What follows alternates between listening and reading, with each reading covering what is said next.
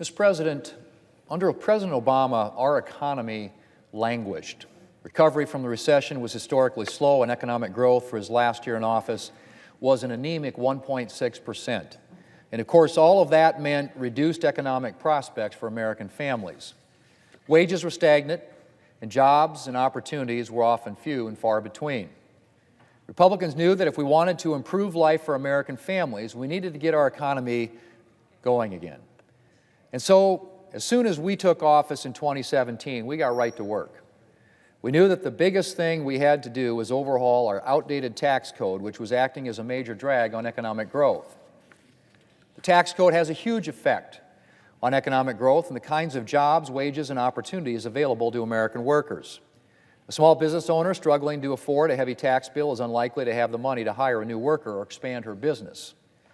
A larger business is going to find it hard to create jobs or improve benefits for employees if it's struggling to stay competitive against foreign businesses paying much less in taxes. Prior to the passage of the Tax Cuts and Jobs Act, our tax code was not helping American workers. It was taking too much money from Americans' paychecks, and it was making it difficult for businesses to grow and to create jobs. And so we passed the Tax Cuts and Jobs Act to put more money in Americans' pockets, to spur economic growth and to expand opportunities for American workers. We cut rates, tax rates for American families, doubled the child tax credit, and nearly doubled the standard deduction. We lowered tax rates across the board for owners of small and medium-sized businesses, farms, and ranches. We lowered our nation's massive corporate tax rate, which up until January 1st of last year was the highest corporate tax rate in the developed world. We expanded business owners' ability to recover the cost of investments that they make in their businesses, which frees up cash that they can reinvest in their operations and in their workers. And we brought the U.S. international tax system into the 21st century so that American businesses are not operating at a competitive disadvantage next to their foreign counterparts. And I'm proud to report that the Tax Cuts and Jobs Act is doing exactly what it was supposed to do. It's growing our economy, it's creating jobs, and it's expanding benefits and opportunities for American workers. Economic growth from the fourth quarter of 2017 to the fourth quarter of 2018 was a strong 3%.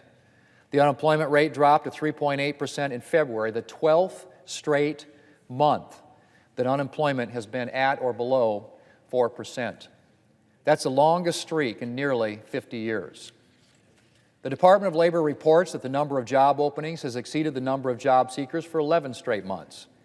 The economy has added more than 5.3 million jobs since President Trump was elected. Job growth has averaged 209,000 jobs a month over the past 12 months, exceeding the 2017 average by 30,000 jobs a month. Wage growth has accelerated. Wages are growing at a rate of 3.4%, the seventh straight month in which wages have grown at a rate of 3% or greater. Median household income is at an all-time high. Business investment is up, which means more jobs and opportunities for American workers. U.S. manufacturing is booming. Small business hiring recently hit a record high. And the list goes on, Mr. President. So what is Democrats' response to tax reform's success? Continue or expand the policies that have made life better for American families? Well, the answer is no. Instead, Democrats are proposing policies that would result in massive tax hikes on just about every American. Consider Democrats' Medicare for All proposal, which would strip Americans of their private health insurance. The price tag for this program has been estimated at $32 trillion over 10 years. To put that number in perspective, the entire federal budget for 2019 is less than $5 trillion. Democrats are talking about increasing federal spending by more than 70%. One Medicare expert estimates that the doubling the amount of individual and corporate income tax collected in this country would not be enough to cover the cost of Medicare for All. And I don't know about my Democrat colleagues, but I don't know too many working families who would be able to afford to have their tax bill double. But, Mr. President, while $32 trillion is an insane price tag, it is dwarfed by the price tag for Democrats' comprehensive socialist fantasy, the Green New Deal. An initial estimate suggests that the Green New Deal could cost $93 trillion over 10 years. $93 trillion. That's more money than the 2017 gross domestic product for the entire world. It's more money the United States government has spent in its entire history.